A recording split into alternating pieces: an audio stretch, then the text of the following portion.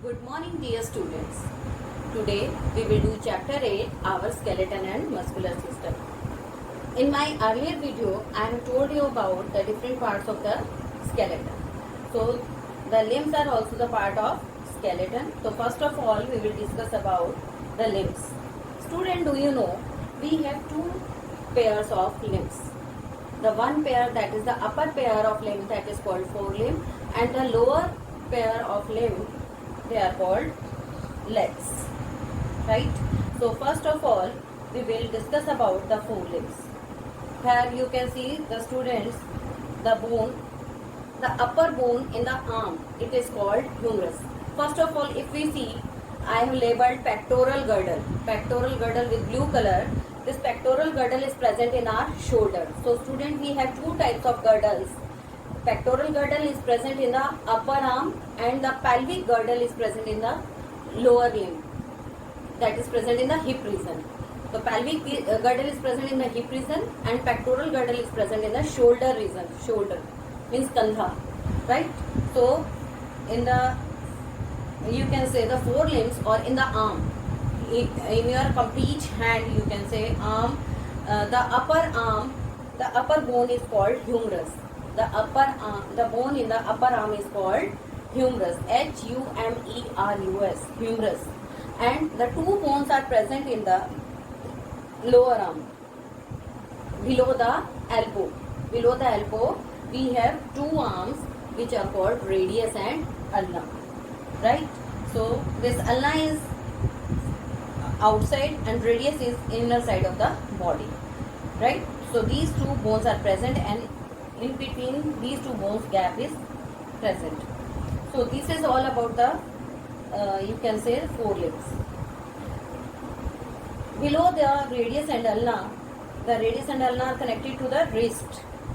To that we call kali. The wrist, then palm and fingers. And fingers have a number of small bones which are joined together. A number of joints are present. Number of small bones are there in the fingers. You can see the joints in your finger. Now we discuss about the hind limb, to which we call legs. So here you can see with black color I have labeled pelvic girdle. This pelvic girdle is present in the hip region, and you can see this is the structure of hind limb. The upper bone of your leg is called femur, Femur, or is to which we also call thigh bone. Thigh bone, it is the longest bone in our body. So student, femur is the longest bone in our body. And the lower leg, below the knee se niche, below the knee, we have two bones which are called tibia and fibula. This fibula is present outside and the tibia is present on the inner side of the leg. So these are two limbs, you can say bones which are present in the lower limb, below the knee. The lower end of the tibia and fibula, they are connected to the ankle. In your foot, you have ankle to which these two bones are joined. And from after in your foot, ankle and toes are present. Your toes are made up of many small bones. So you have 5 toes in each limb. So this is all about the hind limb. That is about your legs. So student, I have told you about two girdles, the pectoral girdle and the pelvic girdle. The pectoral, I have told you, it is present in the shoulder region, and pelvic girdle, it is present in the hip region, which is also called hip girdle. So these, what is the role of these girdles? This pectoral girdle, it helps to join the shoulder with the backbone. I have shown you this pectoral girdle. Why? What is the role of? What is the importance of this pectoral girdle? It helps to join our arm to the backbone, to the vertebrae. And here, this pelvic girdle, it helps to join the leg with the vertebrae. So in this way, we can say these upper arm and the lower arm, they are connected to the backbone, to the vertebrae with the help of these girdles. Now, our next topic is joints. So student, what is joint? A joint is a place where two or more bones meet. Our body has so many joints. So first of all, I want to tell you ligaments. What are these ligaments? Student, these are the strong connective tissue that bind the bones at a joint. Means these are the tissues, connective tissues which has a function to connect bone to bone. At a joint, two bones are connected with the help of these tissues. So, which ligaments are called connective tissues that help to bind bones at a joint. One or two bones they help to bind. Now comes tendons. What are these tendons? These are the strong fibers. These are the strong fibers which help to attach muscles to the bones. Ligaments attach bones to bone and they are the tissues. Tendons are the fibers which help to attach muscles to the bone. Right? Above the bones, muscles are present. So muscles are attached to the bone with the help of tendons and bones are joined to the bones with the help of ligament. This is the difference between ligament and tendon. Now I will show you the ligaments and tendons in the body. Student, this is the knee joint. You can say in the knee joint you can say tendons are labeled. So you can say tendons are the fibers. These are the fibers. These are the tissues. These are the tissues that have to join. Tendon have to join. You can see here muscles to the bone. Here bone is present and pink color they are muscles. So they help to join bone to the muscles. And ligaments. These are ligaments which are present below it. These ligaments are the connective tissues that help to join bone to the bone. Right? So now I think this is clear to you. Now come to our next topic, types of joints. Students, do you know we have two types of joints in our body, immovable joints and movable joints.